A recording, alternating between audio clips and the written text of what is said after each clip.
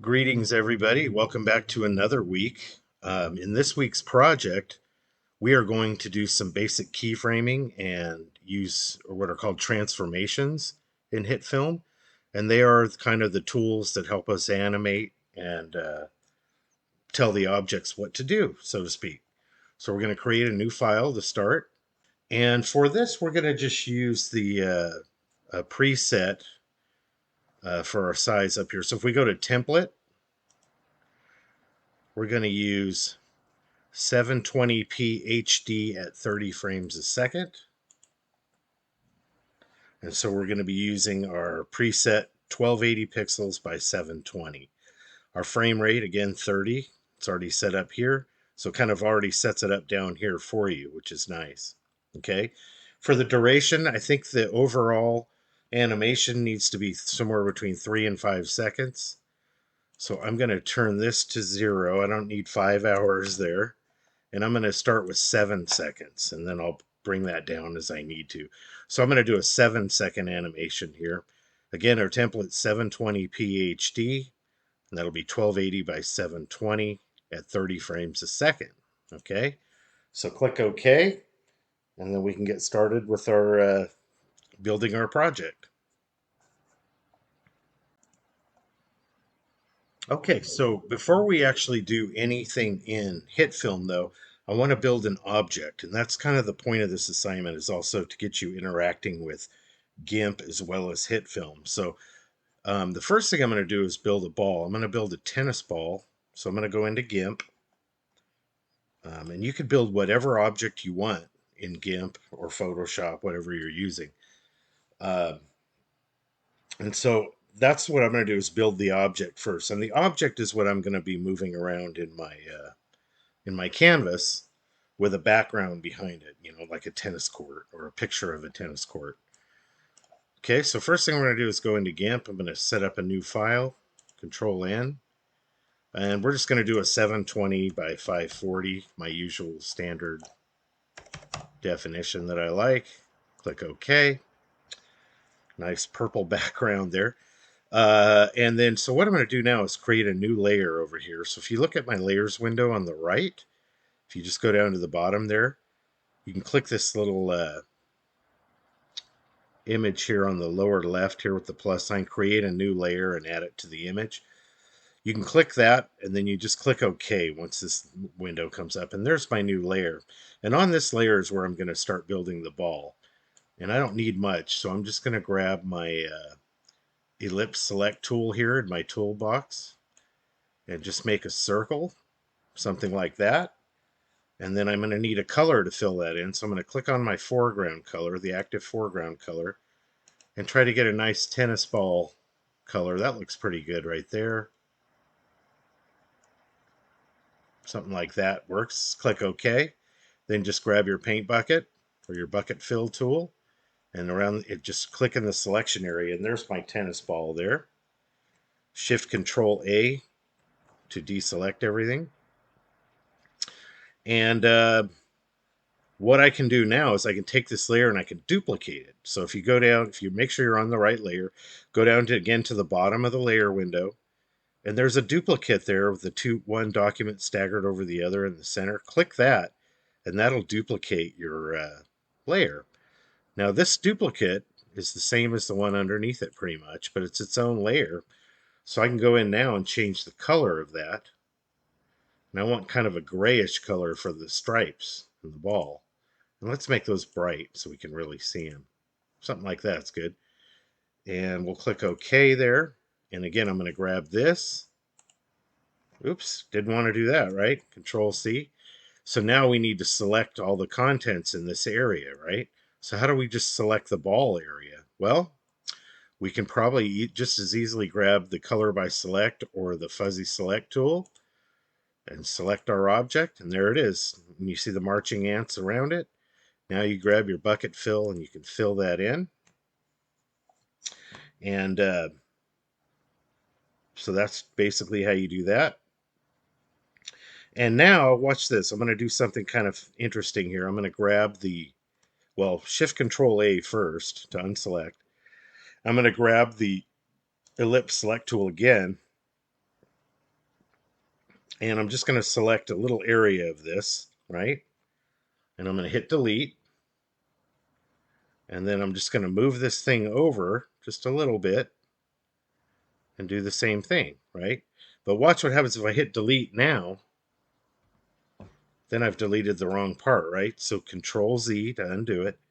What I need to do is select everything else around this. So instead of deleting what's inside this marching ant line here, I'm going to choose the inverse, okay? So you go up to select on the top of the screen and choose invert.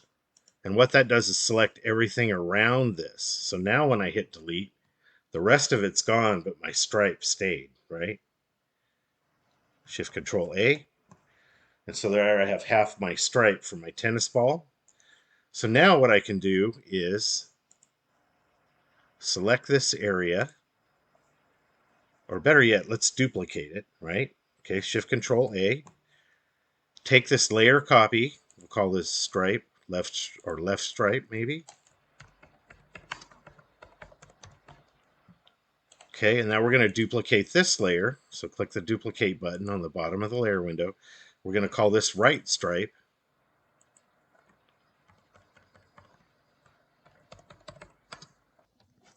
Okay, so now that we have that image here, now what we want to do is select it again with our fuzzy select tool. Make sure you select it. There you go. Now it's selected. And all we're going to do now is just flip it, okay? And so you can find that under, let's see, I believe it's under Layer. So you go to Layer, Transform, and we are going to flip this thing horizontally. And see how it flipped it around? So again, that's under Layer, Transform, Flip horizontally or vertically. In this case, I flipped it horizontally.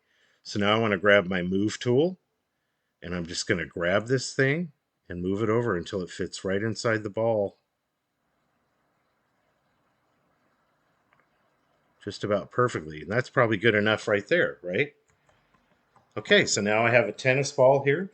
The other thing I might want to do is add some texture to it. You probably won't even matter because you won't even see it. But if you want to play around with the paintbrush, it's a really good way to check out some of the textures here, okay?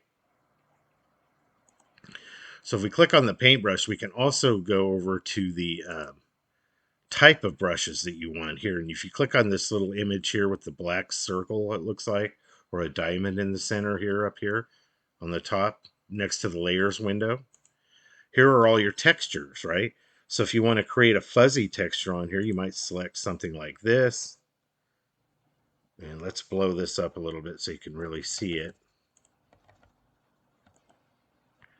And let's get a better color here. Let's grab maybe a slightly darker color here, darker green. Okay. And again, grab your paintbrush. Make sure you have your brush. And then you can just kind of go over it a little bit. That's a little much, right? It's a little extreme. So what I'd probably do is hit the left bracket tool to bring it down and make it smaller. And I can also, check this out, I can also go to my brush settings here. Let's see if I can find those here under my tool presets right here. If I go to brush settings, look, I can also adjust the opacity as well as the hardness and the force. So what happens if I bring my force down? It makes it a little bit lighter. You see that? And you can also bring the hardness down a little bit too. Okay, and so there you can see you don't have as much detail, but you can also do it too much. So let's bring up the force a little more and the hardness down maybe. Well, let's bring the hardness back up. There we go. And you can add a little texture to your objects too with brushes. Now, if you're worried about going outside the lines, well, what you can do first is go grab your fuzzy select tool and just select that area, and you won't go outside of the boundaries that way. Okay, brush tool again. Again, go to my tool presets here. Let's see, I need to grab my brush tool over here. Yes, there we go. Brush tool in the toolbox. I think that's easier. Keep the force high maybe. And then just Then you can add your texture. And look, notice there, I don't even go outside the borders. So that's kind of neat. Let's lighten that up just a little bit. That's probably better. And again, we can go down with the size here. There we go. You could just add a few textural elements in there. Not that you'll see that, but it's kind of fun to have that ability if you need to. Okay, so there's my tennis ball. And so now what we're going to do is get rid of the background here. Okay, so we don't want to have a background when we import this into Hitfilm. So the next thing we're going to do, let's go back to our layers window. So make sure you're on the right layer. Okay, and we're going to merge these down into one layer. Okay, so let's go ahead and turn off the background. In the background, let's see if we can merge these other layers. Okay, if we go to layers here, let's do new from visible. Okay, so that's what you do. You just make sure you're on the right layer, and you go up to layer, and you're going to choose merge from or new from visible. You see that? So click that, and now here's my new layer here. So if I turn off the eyeball on all the other ones, notice there, this layer has all the information in it. That's good. That's what we want. So then all I did was go to layer. I turned off the background layer, first of all. Let me do that again. I'll delete that layer here. Okay, so you turn off the layer that you don't want to be a part of it and make sure all the other layers are on. You go up to layer and choose new from visible.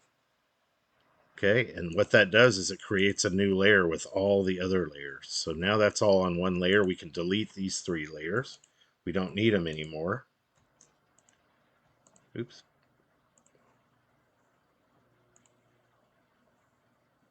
Okay, and so there we have just that layer in the background. Okay, so you'll want to merge them down to one layer for the tennis ball, but you want to keep the background separate. So now what we're going to do is just delete the background as well. Okay, so now that we have a tennis ball with no background, this is really important. You have to export it as a PNG because PNG files will eliminate the background. All of the other types of files will add a background for you, like a white or black background. So basically, you'll just export this out now as a PNG file. Oops, export or export as. And notice here that PNG is defaulted here in the export as. So we're good there. We'll just call this tennis ball. Oops, had my caps lock on there. Not that it really matters, but you want to have it the way you want it, I guess. So tennisball.png, and I'll just save this onto my desktop for now. Click export. And now it's going to ask you, do you want to save the background color? Do you want to do this or that? Try it with not doing anything. Just click export and we'll see what happens here. Okay, so now if I go here and find my tennis ball, here it is. Notice there it has no background. So when I click on it, you'll see probably a black background in the photo program, but there is no border or anything around it. So my tennis ball is ready to go. I'm going to bring that into Hitfilm in the next segment of the video. Okay, so I'm going to go over to the viewer here, the upper left here. And what we're going to do next is import our media that we're going to use. And I'm just going to go over to media here, import, or again, you can find that under file, also file, import. And we're going to choose not image sequence, but media. So we're just going to import our objects, but we're not making any kind of sequence. So I saved a couple of pictures here along with our tennis ball. So I'm just going to use a tennis court here in the background. So here I'm going to use this one here, and I'm going to also use the tennis ball here. So again, you can select both at once. If I click on one and hold down the control button, I can select the second one. So control, if you hold down control, you can select all of your objects. Click open, and you can see here they are. You have a tennis ball and a tennis court here. However, I'm not going to use the editor window to do this. Remember, the easiest way to keyframe and make transformations happen is to create what's called a composite shot. So I'm going to do that by creating new composite shot. Okay.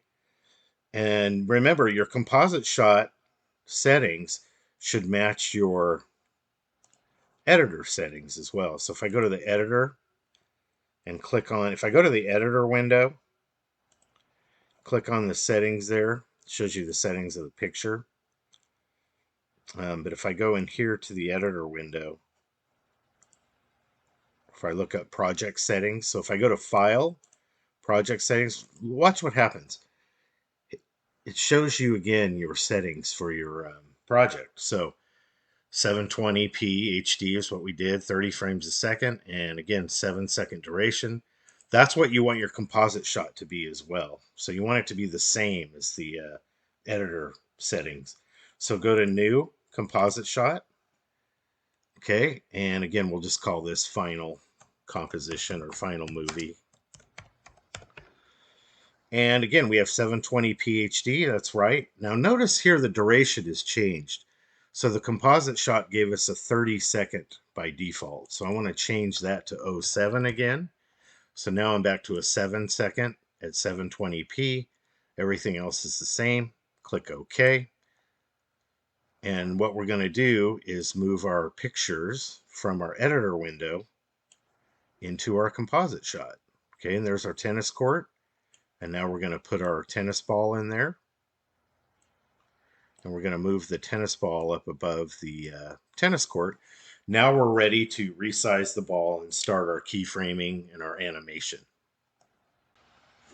Okay, so we have our objects in here, but we also have, notice this here, we have two arrows here. We have a green one and a red arrow, and we have this blue rotational ball. Notice there, the ball's rotating pretty well because this anchor point in the center here is close to the center of the ball. But let's say your anchor point is off when you bring the photo in. I'll show you how that works. Let's go down to transform in the layer. Let's widen this out so we can see it. And widen this out here.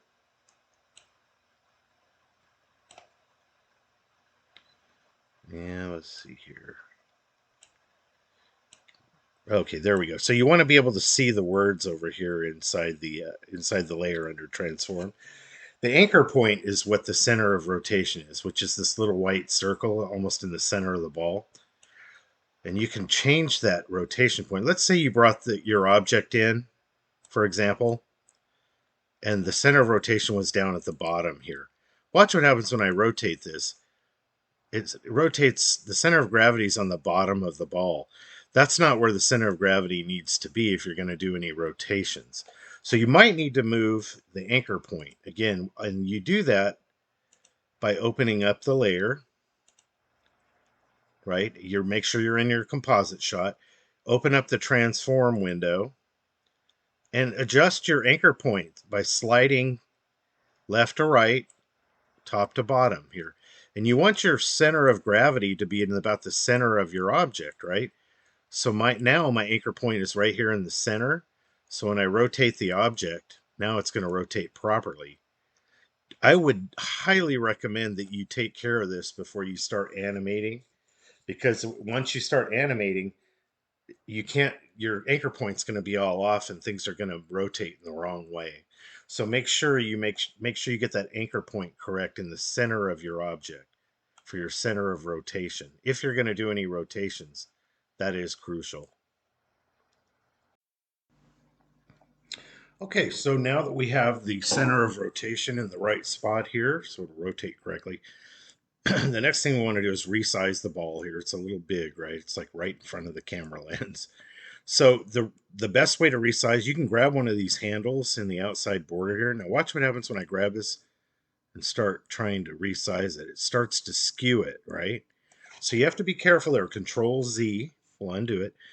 So when you want to resize an object and not skew the aspect ratio, you can use these handles, but hold down the shift key while you're doing it. So hold down shift, and then when you resize it, notice there it doesn't skew it at all. It maintains the width and height aspect ratio. And we're going to start with the ball maybe about this size here. And these arrows are simply position arrows. They'll move it horizontally or vertically for you. I'm going to start this ball off the screen actually and have it come in. And so it's going to start here. And this video is supposed to be 3 to 5 seconds. So even though I made a 7-second composition, you can see here where it ends at 7 seconds here. I'm going to have this end about 5 seconds in. So what I'm going to do is I'm going to keyframe first before I do anything else is I'm going to keyframe the beginning position and the end position. So if I hit the end key on my keyboard, it'll take me to the end of my timeline. In my case, though, I want to end up here at basically at 5 seconds. So, actually, it was just right here. So I'm going to start here. And again, here's how you do it. If you want to start moving an object, you open up the layer. So make sure you're on the correct layer. Click the little arrow to the left here. Open up the transform window. And we're going to keyframe position, right? So again, make sure that your playhead or your scrub key on your timeline's at 0. And since we're starting at this position, we can go ahead and click the position here. Just click that little circle there to the left of the word position. And notice here we created our first keyframe right here. That's telling the computer this is where it's going to start. And then if we end up at 5 seconds, so I'm going to go out here to 5 seconds here. We want this thing to end up, and I'm just dragging the ball. We want it to end up somewhere over here, you know, on the other side of the court. Now, I know that looks funky now because basically the ball hasn't resized yet. So that looks like where we want it to go. So over 5 seconds, the ball is going to travel from this point to somewhere over here on the other side of the court. Okay, that seems very slow, but once we make the other transformations, it should work out really well. Okay, home key goes back to the beginning. So the next thing I might want to keyframe is my scale, because the ball will be this size here at the start, but by the time it gets to the end here, right, it's going to be smaller. It's from our perspective, especially if it's on the other side of the court. So let's go ahead and do the scale now. Again, make sure your scrub key's at 0 here on the timeline. Click the little bubble next to the word scale. Notice the keyframing has started there. Then by the time we get to 5 seconds here, I guess we're exactly on 5 there. This thing is going to probably scale down to about almost where we can't see it. So notice there how small the ball is, but now that we resize it, it's above the line. So what we can do is go back to position, click on the last keyframe in position, make sure it's selected. It'll turn kind of a bluish color when you select it. Now I'll bring this down and it'll remember it. Okay. So now when we watch the animation, you'll see the ball will end up where it looks like it's on the ground on the other side. See how it's slowly going in? And so that's where it's going to end up. And again, I think it's a little large there, and we could probably bring it down a little bit more too. So we'll go back to our scale here. I'm clicking on the last keyframe on scale. And I want to bring that down just a little bit more. I don't want to be in the negative numbers though. Okay, so now when you watch it, you'll see it scale down, probably about the right size here as it finishes there. Perfect. Oh, and it disappeared there afterward, but that's because we ran out of time there. But if you look at where it is at 5 seconds, it's pretty good there. Okay. And so that's kind of how you do that. So first thing I did was keyframe my position, beginning point, and my scale beginning and end points. And the next thing we're going to do now is make the bounces happen. Okay, so we've basically keyframed the scale and the position of the ball. And it looks like it's going underneath the net there. So I'm going to start it a little higher. So I'm going to go back to this tennis ball layer. Make sure you're on the right layer. Go to transform. In the position, I'm going to go to the first position keyframe and click on it. Make sure you're selected the right keyframe. And then I'm going to move this up a little bit. So it's going to come in at a higher angle. And so now when I play it, it's going to come down more So by the time it gets smaller, it looks like it goes over the net. Okay. And so now what I'm going to do is do the bounces. So again, I'm going to be on the position. So make sure you select that transformation. And as the ball comes down, it's going to bounce somewhere about right here, maybe. Okay, so I'm going to bring it down. We'll have it bounce into the court, maybe about right there. Something like that. And then it's going to come up. So I'm going to raise it up. And I'm just doing this I'm just kind of eyeballing it, doing it in increments here. Kind of following that line to this point at the end here.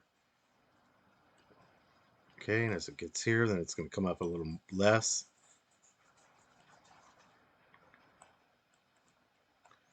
As it goes here, again, a little bit less right there.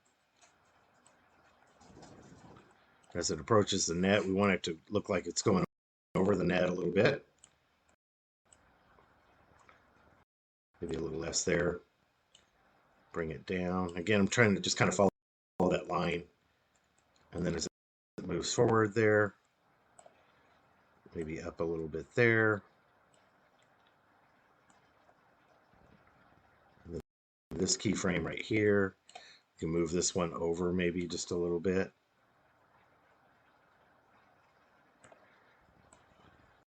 Let's check that out here. As it goes there, it's going to come down. So let's move this one a little closer to there. You want to click off the keyframes if you want to get them just lined up just right. Maybe 6. And we want this about 5 seconds in. So let's take these down. Let's move these. There you go. Let's just get rid of those two. Let's see where we are at 5 seconds here. So we're going to have to move these in. So one way you can do it is you can select all your keyframes and move them up this way like that, or select some of your keyframes. We want to get this to 5 seconds here. So right there at 5 seconds is where everything should end. About right there. And let's see what we have so far. Okay, let's hit the home key. And you can see there that the ball is bouncing. The bounces don't look all that great, but that's okay. We can move things around.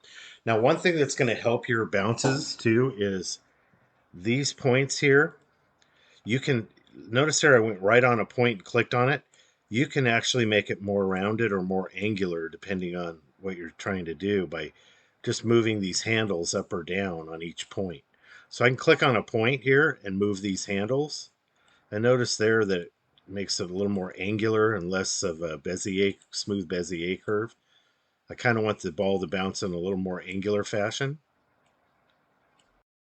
So I'm just trying to make those a little more angular. Notice how that's working there.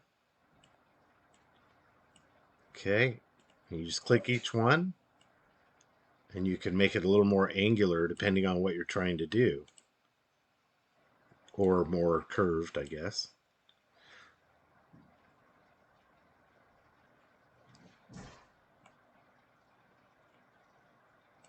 Okay, let's see what we have so far now. Or actually, let's zoom in. Let's see. We want to. How do we get to zoom in here? We need to find our tools here. Okay, we'll go down here. Oh, here we go. We can zoom in here. Oh, that's on the timeline. Let's see if there's a zoom up here. Let's go 100% there. There we can see it a little better. All right, let's see what we have so far. So home key. You can see there it's still rendering, but the bounces are looking a little better. It's still not where I want it to be as far as position goes. So I'm going to go back to the position keyframes and go to any particular keyframe. And that looks pretty good there, but I might want to move this point forward a little bit more. Control Z if you accidentally select all of them. Select just the specific point you want, and then just drag it to the left or to the right, depending on what you're trying to do. Okay, and as this one comes down, we probably want to make this one, move this one forward a little bit as well. So all of them look like they need adjusting as far as getting them to move forward and look right. Okay. And so let's go ahead and check this point here. Okay, that one needs to be moved. Then the next one, and so on. So you'll have to make adjustments on the keyframes that you make. But that's kind of the fun of it too, is to get it to look pretty convincing that way. So let's check it out now again. So let's go home key, space bar to play it.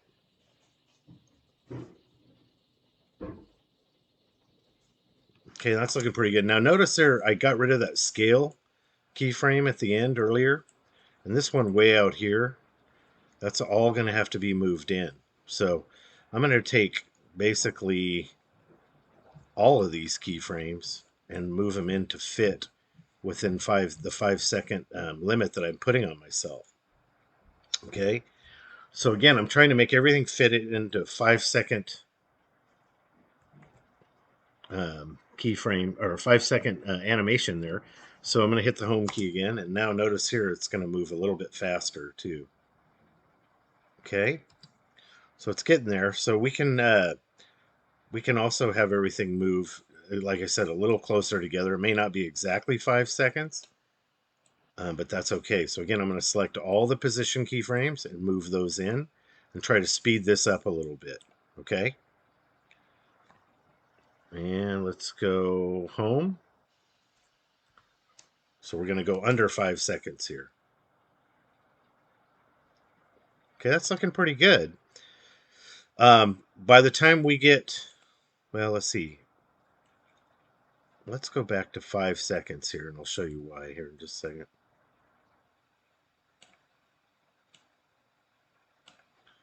Almost there. There we go. All right, so, and we're also going to want to take our scaling down. So by the time it gets here to here, it should be a little bit smaller. So I'm going to create another scale keyframe down here. So make sure you click on scale. And it looks like, here, let me undo that. So I brought my scale keyframes back. Now, I just want to scale it down a little more right there when it gets here. So I'm just going to bring this number down to about where I had it before, which is, I think, 1.9. And so there you see I created another keyframe again. So let's take a look at it now so far.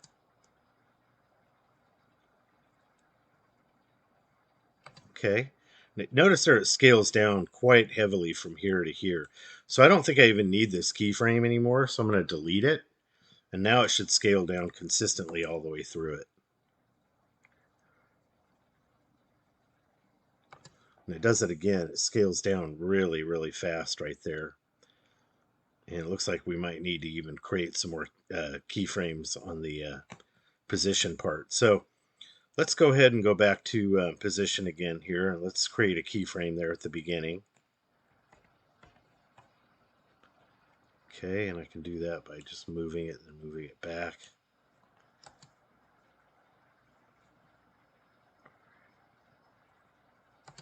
Yeah, and it really scales down a lot at the end there. So that's pretty quite a bit actually. So let's see if we can spread out these keyframes a little more again like we did before. I think that might help it. And let's see, let's go from about here to here.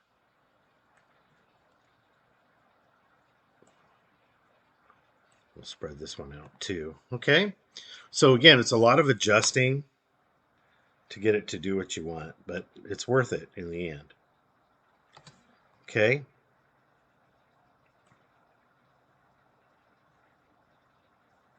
So right there at the end, it really scales down. So maybe I'll bring that up a little bit more at the end. So let's go to the last keyframe again, and we'll bring this up where it's 1.9. We'll bring that back up to about maybe 2.9, and maybe that'll fix the problem. So again, just make some adjustments there. You can even type them in there, or just try to do it by sliding here. Sometimes it can take a second. There we go. All right, let's take a look at it. It's still kind of sliding a little too much for my taste there. And let's see where we're here. We probably want another position keyframe in between those, maybe right here. Bring that up just a little bit, and then down one more, maybe about there. Okay, let's see how that looks. Control Z. I accidentally hit delete. Okay.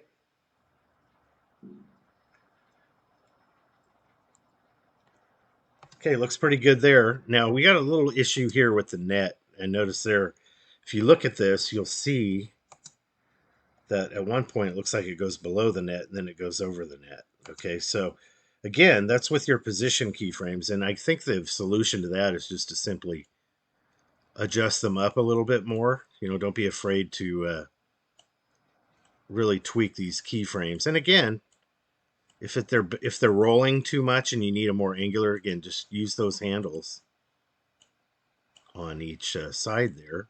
Look at that. You can really tighten up your angles here.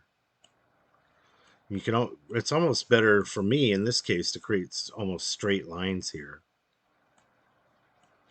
And so, again, it's just a matter of getting the keyframes down first, and then making your adjustments using these handles. You know, moving the position keyframes. It's just a lot of tweaking and a lot of patience. And you can also make these handles longer too while you drag them out if you need to. Okay, and then right here, you just really need to play with those angles, and you know, don't be afraid to do that.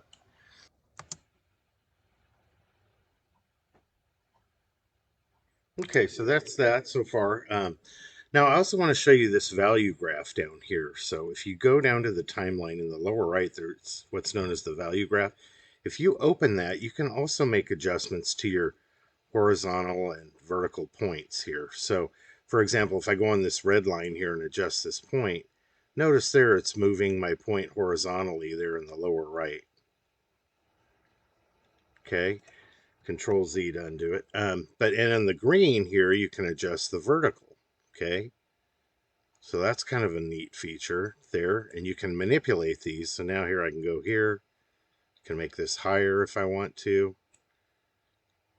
Take each of these points and manipulate them where they should probably be. Here I can raise this one up a little bit maybe. Same thing with this one, bring it down or over. Okay. Maybe make that one a little bit higher there. So you can go on this value graph and adjust your points as well. And that's a kind of a handy feature. And now similarly over here, I can adjust the horizontal part of it. Okay. So I can bring it in or drag it out depending on what I'm trying to do. Okay. So that's kind of a neat feature too, the value graph here. And again, each of these points represents your keyframe, and you can just look at your screen while you're adjusting them up or down. All right, so let's see what we have so far. And then the last thing we'll do is manipulate the speed. Okay, so the bounces are looking pretty good. A little funky over here, so I'm going to go ahead and see what I can do about that. So let's see here. So it bounces there, that looks pretty good. And then right there where it goes over the net's a little strange there. So maybe what we do is bring this in a little bit, bring this over,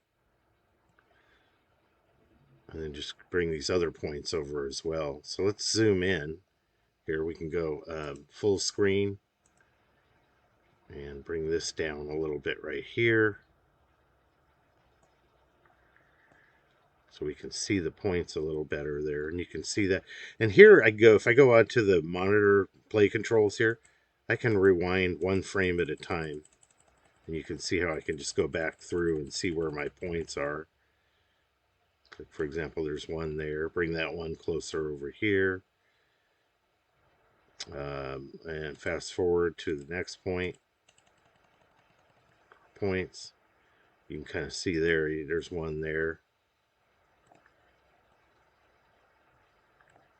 And do it that way too. Okay. All right. So let's take a look here. Maybe bring this one over a little bit.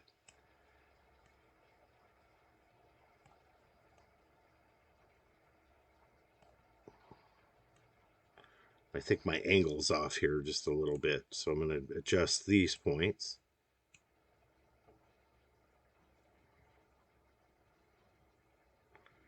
Kind of just follow. You're kind of following a line, really. So if you get your line kind of following this right path, then it should look a little better. Okay. All right. Let's go over to this point here. And again, manipulating these handles will help too.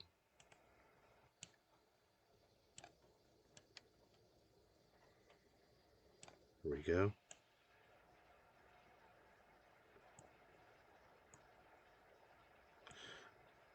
So again, a lot of adjusting, but again, it'll be worth it when you look at your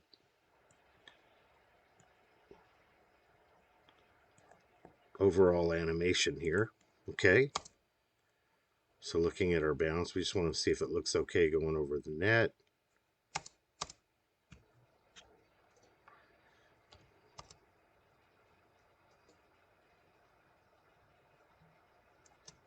Okay, it looks pretty good. I think the scaling too needs a little work too. So we're going to go ahead and bring this back up a little bit. And we're going to go over to our scale.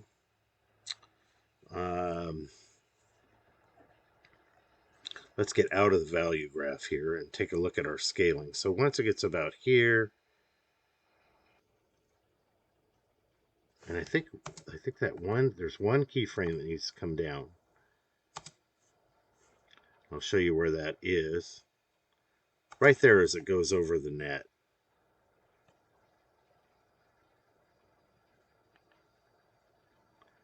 So right there we need a scale keyframe. So we're going to scale that down a little bit. Maybe not quite that much. Let's try 2.5. Let's see what that looks like. Okay.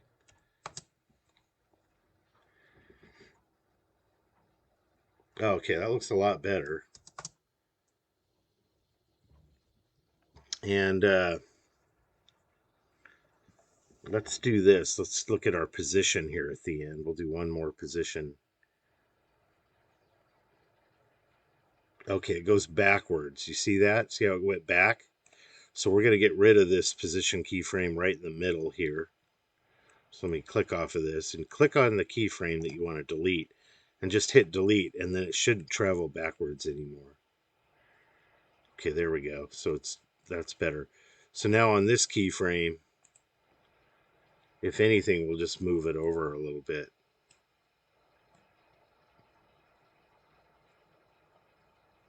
To about there. Okay, let's see what that does.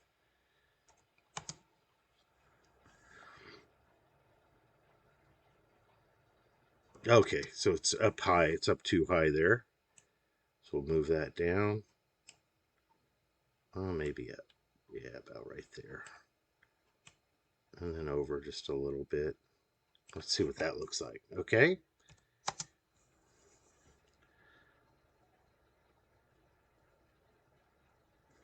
Okay, so the positioning keyframe is off there in the last couple there.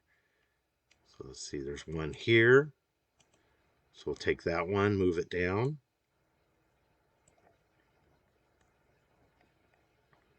And then that one kind of goes up too. And then we'll bring this one down. So you can see I'm using multiple tools here to make things happen here. Okay, let's take a look. Nice, and it has a nice roll at the end. I like that. The jump was a little weird towards the end, but that's okay. We can live with that. Okay, so that little jump right at the end here is what I'm going to manipulate. So right there. So this keyframe here, or actually, This one right here. I'm just going to bring that one down a little bit. Okay, now check this out.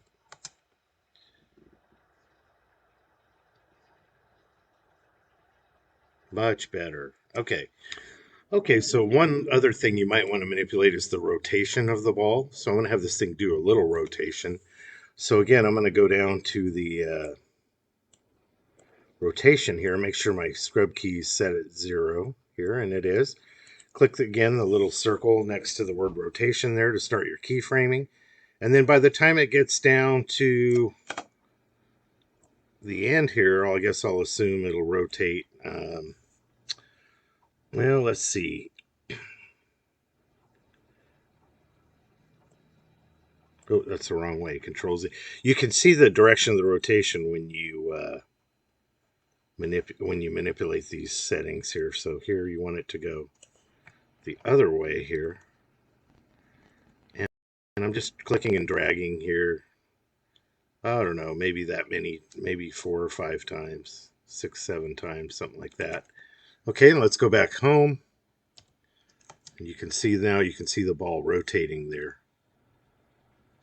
And so that's kind of a way to do it. Was again, you just keyframe the first keyframe at the beginning, to go to the end here, and then just click and drag your mouse left, click and hold the mouse button down, drag them left and right. In this case, you want to make sure it rotates in the correct direction there. It's moving forward there, and that looks pretty good there. I could probably even increase that last number. So if I did do that, I'd go over to the last keyframe there, make sure it's selected, and oops, Control Z if you do it the wrong way, and just bring that up a little bit. Now it's going to rotate a little bit faster and more times. Okay, that looks pretty good. So the last thing we'll do is manipulate the overall speed of the video using, again, the rate stretch tool. Probably the easiest way is what I showed you before. If you go back to the editor, what we can do is take our composite shot or our final movie and bring it back into the editor. So let's grab our final movie here from our media window here and just drag it into our editor timeline. Okay? And we're just going to drop it in at 0. And notice now it's all one clip, right?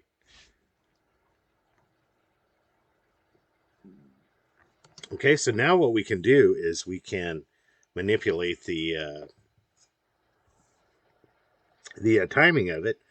Of course, one way you can do it is to use the speed, right? The rate stretch tool.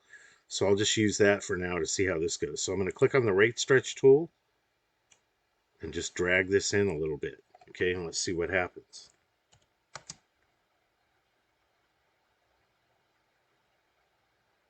Okay, and there it sped it up a little bit. So let's try it again. Let's do a little more. And let's see if we can get this thing about the right speed where we want it. Okay.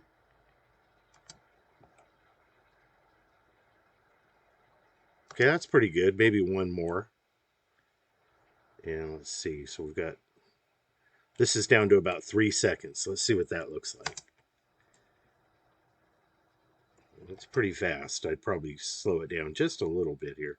Maybe we'll bring it out to 4 seconds here. There's 4 seconds, 4 frames. Let's try that.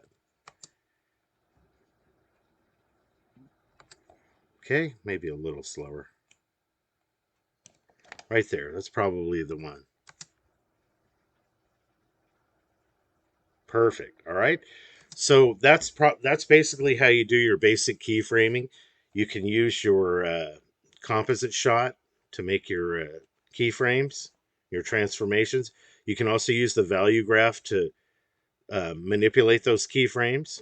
Okay. And then once you're done with all of that, then you can bring it back into your editor window as one clip and then use the rate stretch tool to make your final speed adjustments.